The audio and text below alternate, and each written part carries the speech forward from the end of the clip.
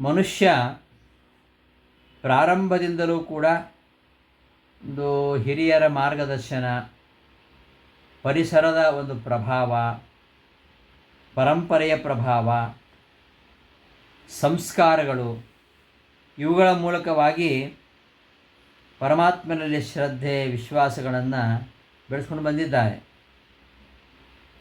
ಹಿರಿಯರ ಮೇಲೆ, ಗುರುಗಳ ಮೇಲೆ, ಗ್ರಂಥಗಳ ಮೇಲೆ ವಿಶ್ವಾಸ ಇಟ್ಟು ದೇವರ ಪೂಜೆ ಮಾಡ್ತಾನೆ, ಧ್ಯಾನಾದಿಗಳನ್ನು ಮಾಡ್ತಾನೆ. ಅವನ ಅಧ್ಯಯನ ಹೀಗೆ ಅಷ್ಟಕ್ಕಷ್ಟೇ, ಅಧ್ಯಯನ ಅಷ್ಟಕ್ಕಷ್ಟೇ ಇರ್ತದೆ. ಆದರೆ ಅವ ಪ್ರಭಾವಿಯಾಗಿರ್ತಕ್ಕಂತಹ ಒಬ್ಬ ವಕ್ತೃಗಳು, ಬಹಳ ಚೆನ್ನಾಗಿ ಮಾತಾಡ್ತಕ್ಕಂಥವರು, ಪ್ರಭಾವಿ ವ್ಯಕ್ತಿಗಳು, ಅಥವಾ ಒಳ್ಳೆಯ ಪ್ರಭಾವಪೂರ್ಣವಾಗಿ ಬರೀತಕ್ಕಂತಹ ಲೇಖಕರು, ಅವರು ಏನೋ ಕೆಲವು ಉದಾಹರಣೆಯನ್ನು ಕೊಟ್ಟು ಇಂಥವರ ತಲೆ ಕೆಡಿಸ್ಬಿಡ್ತಾರೆ. ಯಾರು ಹಿರಿಯರ ಮಾರ್ಗದರ್ಶನ, ಪರಿಸರ, ಪರಂಪರೆ, ಸಂಸ್ಕಾರ ಇವುಗಳ ಮೂಲಕವಾಗಿ ಪರಮಾತ್ಮನಲ್ಲಿ ನಿಷ್ಠೆ ಇಟ್ಕೊಂಡಿರ್ತಾರೆ, ಭಗವನ್ ನಿಷ್ಠೆ, ಇವರು ತುಂಬ ಓದಿರೋದಿಲ್ಲ, ಅಷ್ಟಕ್ಕಷ್ಟೇ ಓದಿರ್ತಾರೆ.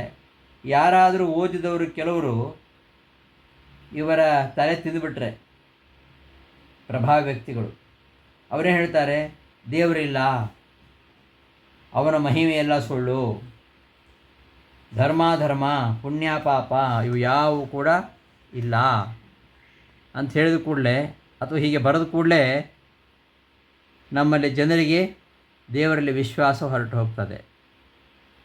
ಈ ಈಶ್ವರೀಯ ನಿಷ್ಠೆ, ಭಗವನ್ ನಿಷ್ಠೆ ಅದು ಹೋಗ್ಲಿಕ್ಕೆ ಶುರು ಆಗುತ್ತೆ. ಅಹಂ ಪ್ರವೃತ್ತಿ ಬೆಳೀಲಿಕ್ಕೆ ಶುರು ಆಗುತ್ತೆ. ನಾನೇ ಸರ್ವಸಮರ್ಥ, ನನಗಿಂತ ಬೇರೆ ಯಾರೂ ಸಮರ್ಥ ಇಲ್ಲ, ಬೇರೆ ಶಕ್ತಿಯ ಸಹಾಯದ ಅವಶ್ಯಕತೆ ನನಗಿಲ್ಲ ಎಂಬುದಾಗಿ ಬೀಗಲಿಕ್ಕೆ ಶುರು ಮಾಡ್ತಾನೆ. ಆಮೇಲೆ ತನ್ನ ಪ್ರಯತ್ನಕ್ಕೆ ಮೀರಿದಂತಹ ಏನಾದರೂ ಸಮಸ್ಯೆಗಳು ಶುರು ಆದರೆ ಆಗ ದೇವರನ್ನ ಬಿಟ್ಬಿಟ್ಟಿರ್ತಾನೆ. ಆ ಕಡೆ ದೇವ್ರ ಮೇಲೆಯೂ ಶ್ರದ್ಧೆ ಇಲ್ಲ, ಈ ಕಡೆ ಇಂತಹ ತಲೆ ಹಿಡುಕರ ಮಾತು ಕೇಳಿಕೊಂಡು ಅಡ್ಡದಾರಿ ಹಿಡಿದಿರ್ತಾನೆ. ಒಟ್ಟಾರೆ ಗೊಂದಲ ಅವನಿಗೆ.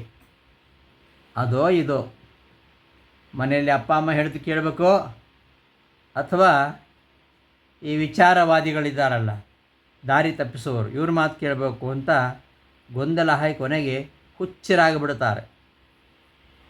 ಅಥವಾ ಇನ್ನೇನು ಮಾಡೋದು, ಕಷ್ಟ ಕಾಲಕ್ಕೆ ದೇವರೇ ನಮ್ಮನ್ನು ಕಾಪಾಡಬೇಕು, ಸಂಕಟ ಬಂದಾಗ ವೆಂಕಟರಮಣ, ಮತ್ತು ದೇವರಿಗೆ ಶರಣು ಹೊಂತಾನೆ.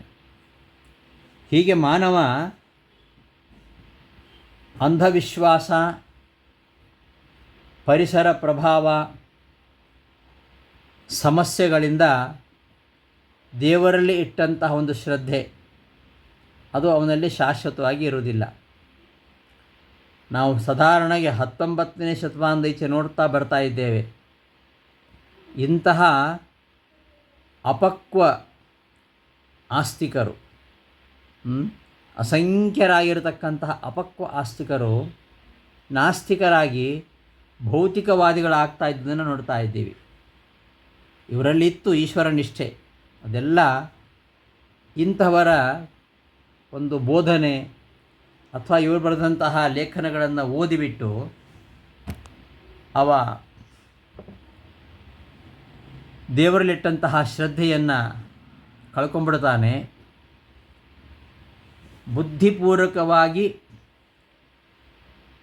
ನಿಷ್ಠೆ, ಬುದ್ಧಿಪೂರ್ವಕವಾದ ಭಗವನ್ ನಿಷ್ಠೆ, ಇದನ್ನು ಶಾಂತಿ ಅಂತ ಹೇಳ್ತಾ ಇರೋದು. ಏನು ಬುದ್ಧಿಪೂರ್ವಕವಾದ ನಿಷ್ಠೆ? ಬುದ್ಧಿ ಅಂದ್ರೇನು? ಅನೇಕ ಜಿಜ್ಞಾಸುಗಳಿಗೆ ಈ ಮನಸ್ಸು ಹಾಗೂ ಬುದ್ಧಿ ಇವುಗಳ ಬಗ್ಗೆ ಒಂದು ಸರಿಯಾದ ಪರಿಜ್ಞಾನ ಇಲ್ಲ. ಮನಸ್ಸು ಬುದ್ಧಿ ಇವೆರಡು ಬೇರೆ ಬೇರೆ. ಇವುಗಳ ಒಂದು ವಿವೇಕವಿಲ್ಲದೆ ಗೊಂದಲಕ್ಕೊಳಗಾಗ್ತಾರೆ. ಮನಸ್ಸು ಒಂದು ಅದ್ಭುತವಾದ ಶಕ್ತಿ. ಪರಿಸರದಲ್ಲಿ ಆಗ್ತಕ್ಕಂತಹ ಪ್ರತಿಯೊಂದು ಘಟನೆಗಳು ಅವುಗಳನ್ನು ಇಂದ್ರಿಯಗಳ ಮುಖಾಂತರವಾಗಿ ಅನುಭವ ಪಡೆದು ಅಂತಹ ಅನುಭವಗಳ ಸಂಸ್ಕಾರವನ್ನು ಗ್ರಹಣ ಮಾಡತಕ್ಕಂತಹ ಒಂದು ವಿಶೇಷವಾದ ಶಕ್ತಿ ಇದೆಯಲ್ಲ, ಅದನ್ನು ಮನಸ್ಸು ಅಂತ ಹೇಳ್ತೇವೆ. ಮಾನವನ ಸಂಸ್ಕಾರ ಹಾಗೂ ಅವನ ಸಹಜ ಪ್ರವೃತ್ತಿ ಇವುಗಳಿಂದ ಪ್ರೇರಿತರಾಗಿ ಯಾವುದು ಒಳ್ಳೆಯದು ಯಾವುದು ಕೆಟ್ಟದ್ದು ಇದನ್ನು ವಿಶ್ಲೇಷಣೆ ಮಾಡಿ ಪ್ರವೃತ್ತಿ ಮಾಡುವಂಥದ್ದು. ಆದರೆ ಇದನ್ನು ವಿಶ್ಲೇಷಿಸದೆ ಮನಸ್ಸೇನಾಗ್ಬಿಡುತ್ತೆ, ಪ್ರವೃತ್ತವಾಗಿ ಬಿಡುತ್ತೆ. ಯಾವ ಸರಿ ಯಾವ ತಪ್ಪು ಎಂಬುದನ್ನು ವಿಶ್ಲೇಷಣೆ ಮಾಡದೆ ಅದು ಪ್ರವೃತ್ತವಾಗಿ ಬಿಡುತ್ತೆ. ಹೀಗೆ ಮನಸ್ಸು ಇಂತಹ ಅನೇಕ ವಿಚಾರಗಳನ್ನು ಗ್ರಹಿಸುತ್ತೆ. ಇಂತಹ ಅಸಂಖ್ಯ ಸಂಸ್ಕಾರಗಳಲ್ಲಿ ಯಾವುದು ಯೋಗ್ಯವಾಗಿರುವಂಥದ್ದು ಯಾವುದು ಅಯೋಗ್ಯವಾಗಿರುವಂಥದ್ದು ಇದನ್ನು ವಿಮರ್ಶಿಸಿ ನಿಶ್ಚಯಿಸುವಂಥದ್ದು ಅದು ಬುದ್ಧಿ. ಮನಸ್ಸಿಗೂ ಬುದ್ಧಿಗೂ ಇರತಕ್ಕಂಥ ವ್ಯತ್ಯಾಸ. ಪರಿಸರದಲ್ಲಿರ್ತಕ್ಕಂತಹ ಘಟನೆಗಳನ್ನು ಇಂದ್ರಿಯಗಳ ಮೂಲಕವಾಗಿ ಅನುಭವಿಸಿ ಆ ಅನುಭವಗಳ ಮೂಲಕವಾಗಿ ಸಂಸ್ಕಾರವನ್ನು ಗ್ರಹಣ ಮಾಡುವಂಥದ್ದು ಮನಸ್ಸು. ಈ ಮನಸ್ಸಿಗೆ ಯಾವುದು ಯೋಗ್ಯ ಯಾವುದು ಅಯೋಗ್ಯ ಅಂತ ಗೊತ್ತಾಗೋದಿಲ್ಲ. ಅದನ್ನು ನಿರ್ಧಾರ ಮಾಡುವಂಥದ್ದು ಅದು ಬುದ್ಧಿ ಅಂತ. ಬುದ್ಧಿ ಹಾಗೂ ಮನಸ್ಸು ಬೇರೆ ಬೇರೆ. ಈ ಬುದ್ಧಿ ಮುಖ್ಯವಾಗಿ ಎರಡು ವಿಧ: ತತ್ವರೂಪವಾದ ಬುದ್ಧಿ, ಜ್ಞಾನರೂಪವಾದ ಬುದ್ಧಿ ಅಂತ. ತತ್ವರೂಪವಾದ ಬುದ್ಧಿ ಅದು ಮಹತ್ತತ್ವದಿಂದ ಹುಟ್ಟುತ್ತೆ. ತೈಸ ಅಹಂಕಾರದಿಂದ ಅದು ಉಪಚಯವನ್ನು ಹೊಂದುತ್ತೆ. ಜ್ಞಾನರೂಪವಾಗಿರ್ತಕ್ಕಂಥ ಬುದ್ಧಿ ಉಂಟಲ್ವ, ಇದು ಎಲ್ಲ ವ್ಯವಹಾರಗಳಿಗೆ ಕಾರಣವಾಗಿರ್ತಕ್ಕಂತಹ ಗುಣ ಇದು. ಇಂತಹ ಜ್ಞಾನವನ್ನು ನಿತ್ಯ ಅನಿತ್ಯ, ಯಥಾರ್ಥ ಅಯಥಾರ್ಥ ಎಂಬುದಾಗಿ ವಿಭಾಗ ಮಾಡ್ತಾರೆ. ಹೀಗೆ ಬುದ್ಧಿಪೂರ್ವಕವಾಗಿ ಪರಮಾತ್ಮನಲ್ಲಿ ಮನಸ್ಸನ್ನಿಡುವುದು ಈ ಬುದ್ಧಿ. ನಿಶ್ಚಯಾತ್ಮಕವಾದ ಅಂತಃಕರಣ ವೃತ್ತಿಯೇ ಬುದ್ಧಿ ಅಂತ ಹೇಳ್ತಾರೆ. ಬುದ್ಧಿರ್ವಿವೇಚನಾರೂಪ ಸಾ ಜ್ಞಾನ ಜನನೀ ಶ್ರುತವು ಎಂಬುದಾಗಿ ಬ್ರಹ್ಮವೈವರ್ತ ಪುರಾಣದಲ್ಲಿ ಮಾತು ಬರುತ್ತೆ. ಬುದ್ಧಿರ್ವಿವೇಚನಾರೂಪ ಸಾ ಜ್ಞಾನ ಜನನಿ. ಈ ಬುದ್ಧಿ ಮತ್ತು ಜ್ಞಾನ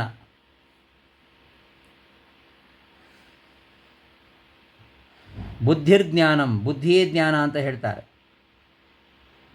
ವಿವೇಚನಾರೂಪವಾದ ಬುದ್ಧಿ, ಈ ವಿವೇಚನಾರೂಪವಾಗಿರತಕ್ಕಂತಹ ಬುದ್ಧಿ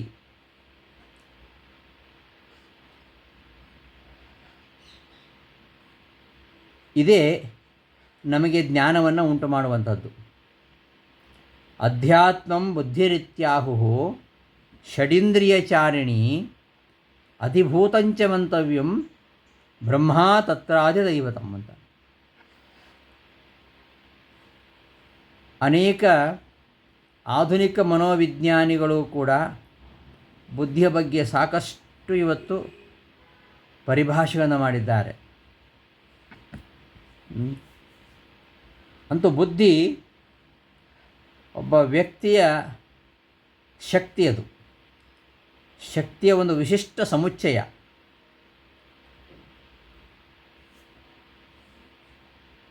ಈ ಬುದ್ಧಿಯಿಂದ ಆಗತಕ್ಕಂಥ ಲಾಭ ಏನು ಅಂದರೆ, ಮೋಕ್ಷ ಬರೆದು ಹೇಳ್ತಾರೆ, ಒಂದು ಇಷ್ಟಪ್ರಾಪ್ತಿ ಜೊತೆ ಅನಿಷ್ಟ ನಿವೃತ್ತಿ. ನಮ್ಮ ಬುದ್ಧಿ ಸರಿಯಾಗಿದ್ದರೆ ನಮಗೆ ಇಷ್ಟವಾದ್ದನ್ನು ನಾವು ಪಡಿತೇವೆ, ಅನಿಷ್ಟವಾದ್ದನ್ನು ನಾವು ದೂರ ಮಾಡ್ತೇವೆ. ಬುದ್ಧಿಯಿಂದ ನಮಗೆ ಸಿಗುವ ಪ್ರಯೋಜನ.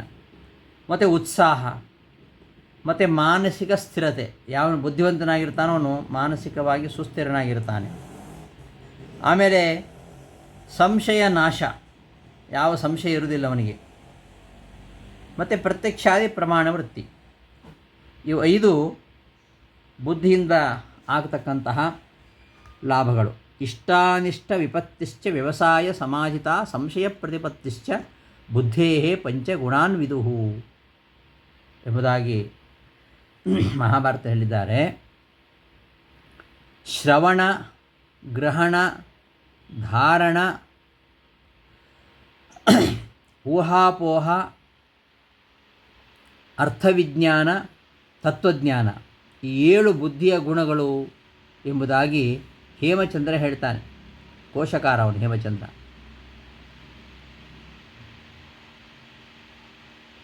ಶ್ರವಣ ಕೇಳೋದು, ಗ್ರಹಣ ಮಾಡೋದು, ಅದನ್ನು ಧಾರಣ ಮಾಡೋದು, ಊಹಿಸುವುದು, ಆ ವಸ್ತುವನ್ನು ಸರಿಯಾಗಿ ತಿಳ್ಕೊಳ್ಳೋದು ಮತ್ತು ಕೊನೆಗೆ ತತ್ವಜ್ಞಾನ. ಇವು ಬುದ್ಧಿಯ ಗುಣಗಳು ಅಂತ ಹೇಳ್ತಾರೆ. ಶುಶ್ರೂಷಾ ಶ್ರವಣಂ ಚೈವ ಗ್ರಹಣಂ ಧಾರಣಂ ತಥಾ ಊಹಾಪೋಹಾರ್ಥ ವಿಜ್ಞಾನಂ ತತ್ವಜ್ಞಾನಂಚ ಧೀಗುಣ ಅಂತ ಹೇಳ್ತಾನೆ. ಇಂತಹ ಯಾವ ಬುದ್ಧಿಯು ಸಂಸಾರ ಪ್ರವೃತ್ತಿಗೆ ಕಾರಣವಾಗಿರತಕ್ಕಂತಹ ಕರ್ಮವನ್ನು ಮತ್ತು ಕರ್ತವ್ಯ ಅಕರ್ತವ್ಯಗಳನ್ನು, ತನ್ನಿಮಿತ್ತಕ ಅಭಯಗಳನ್ನು, ಸಂಸಾರ ಬಂಧ ಮೋಕ್ಷಗಳನ್ನು ತಿಳಿಯುತ್ತದೆಯೋ ಅದೇ ಸಾತ್ವಿಕವಾದ ಬುದ್ಧಿ ಅಂತ ಹೇಳ್ತಾನೆ. ಹೀಗೆ ಬುದ್ಧಿಪೂರ್ವಕವಾಗಿ ಮನುಷ್ಯ ಬುದ್ಧಿಪೂರ್ವಕವಾಗಿ ಭಗವಂತನಲ್ಲಿ ನಿಷ್ಠೆಯನ್ನು ಹೊಂದುವುದು. ಅಂಧವಿಶ್ವಾಸ ಅಲ್ಲ, ಅದಕ್ಕೋಸ್ಕರ ಬುದ್ಧಿಪೂರ್ವಕವಾಗಿ ನಿಷ್ಠೆ ಹೊಂದೋದು ಅಂಧವಿಶ್ವಾಸ ಅಲ್ಲ ಇದು. ಈ ಥರ ವಿವೇಚನೆಯನ್ನು ಮಾಡಿ ಯಾರು ನಿಶ್ಚಿತವನ್ನಾಗಿ ಮಾಡಿಕೊಂಡಿರ್ತಾರೆ, ಯಾರು ಯಥಾರ್ಥ ಜ್ಞಾನವನ್ನು ಸಂಪಾದಿಸಿ ಸಾತ್ವಿಕ ಬುದ್ಧಿಯನ್ನು ಹೊಂದಿರ್ತಾರೆ, ಅವರೇ ಅಂತಹ ಬುದ್ಧಿಪೂರ್ವಕವಾಗಿ ಭಗವಂತನಲ್ಲಿ ನಿಷ್ಠೆಯನ್ನು ಹೊಂತಾರೆ. ಈ ಭಗವನ್ನಿಷ್ಠೆಯಲ್ಲಿ ಅಂಧವಿಶ್ವಾಸ ಇದೆ ಅಂತ ತಿಳ್ಕೊಳ್ಬೇಡಿ, ಅಥವಾ ಭಾವುಕತೆಯಿಂದ ಬಂದಿರತಕ್ಕಂಥ ನಿಷ್ಠೆ ಅಲ್ಲ ಇದು. ಹಾಗಿದ್ದಲ್ಲಿ ಅದು ನೀರಿನ ಮೇಲಿನ ಗುಳ್ಳೆ ಹಾಗೆ ಯಾವಾಗಲೂ ಹೋಗಿಬಿಡ್ತದೆ. ಅಂತಹ ಅಂಧವಿಶ್ವಾಸಕ್ಕೆ ಈ ಭಗವನ್ನಿಷ್ಠೆಯಲ್ಲಿ ಅವಕಾಶ ಇಲ್ಲ. ಇವ ಶಾಸ್ತ್ರಗಳು ಸರಿಯಾದ ಅಧ್ಯಯನ ಮಾಡಿರ್ತಾನೆ. ಅಧ್ಯಯನ ಮಾಡಿ ಬುದ್ಧಿಪೂರ್ವಕವಾಗಿ ಭಗವಂತನ ನಿಷ್ಠನಾಗಿರ್ತಾನೆ.